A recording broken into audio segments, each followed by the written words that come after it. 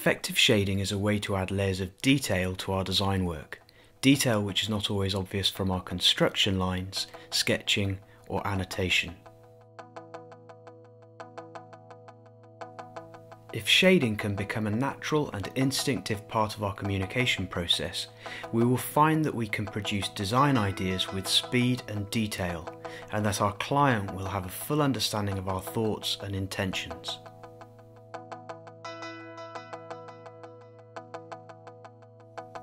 Having quickly built a sketch with construction lines, I'm starting to use shading to add information to the shape. You'll notice that I'm working quickly, and whilst I'm attempting to shade up to and not over the boundary lines of the shape I'm working within, I'm avoiding worrying about that too much. If I start to worry about accuracy and neatness, my ability to design suffers. Any tension brings with it a loss of fluidity and creativity, so it's really important to be relaxed when designing. You can see that I'm working diagonally and not shading parallel to any edges. This simple rule keeps my surfaces distinct from each other and helps my client to read the simple form I'm building. I'm working on producing tones, usually a light, a medium and a dark tone. The dark tone features on the surfaces most hidden from the light source. I'm achieving the medium tone by simply going over an area for a second time. Going over the area for a third time generates a dark tone.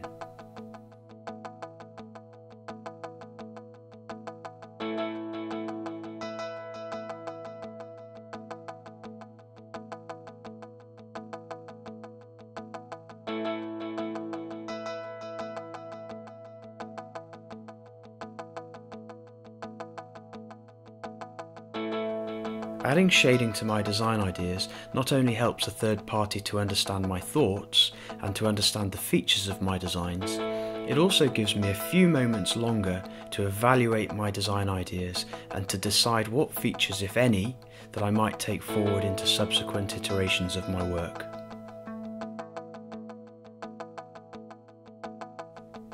I'm always aiming to work quite quickly when generating early design ideas. It's only as I get further through the development stages and I'm focusing my thoughts on a narrower range of outcomes that I might spend longer on a sketch. I'd still employ the same shading techniques.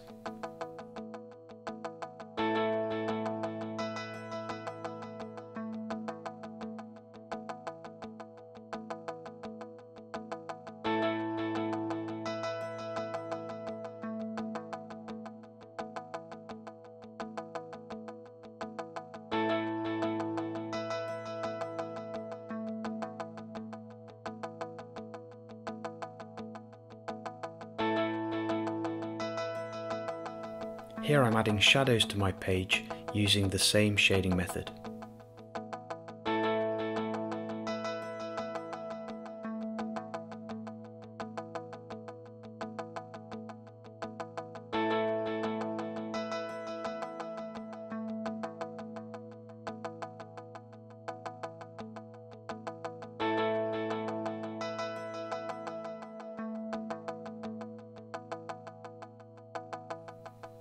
There are a variety of ways to achieve a range of different tones in your shading.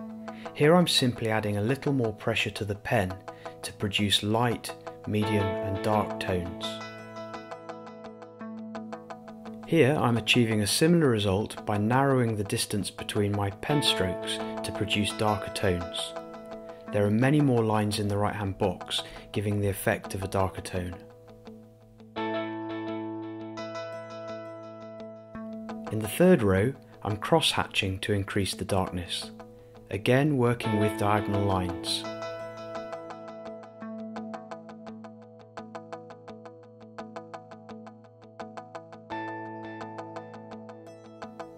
Here I'm simply increasing the weight of my line.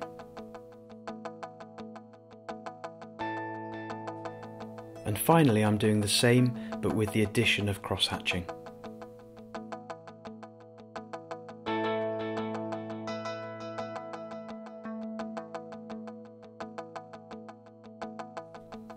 shading can be used to emphasise something too. Here the cross-hatching has the effect of making the point of the arrow stand out from the background. You can see here that the shading suggesting a curved surface is still constructed from loose diagonal pen strokes, but the range of tones run in columns parallel to the edge of the surface. As you'd expect, the tones taper on a cone.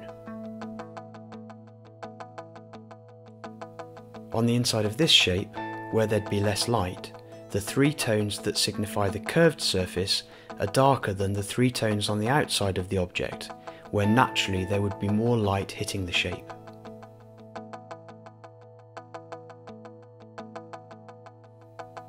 This is a very simple use of shading. You can see that it's been applied quickly and without too much concern for accuracy. There's just one tone, and this has the same effect of giving shape to this quick sketch. The process has been efficient and economical here too. Though it's already recognisable as a round material, the quick application of some light shading helps indicate that. Some further shading would help inform whether this is hollow or solid.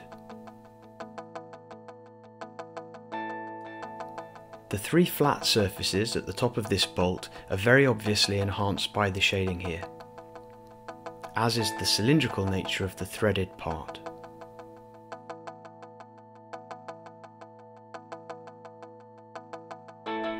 If you found this video useful, please give it a like. If you want to see more, hit subscribe and remember to select the notifications tab to be informed of new material. Go ahead and leave feedback and your comments below, and for up-to-the-minute news and for a look behind the scenes, check out Product Designer Maker on Instagram. Thanks for watching.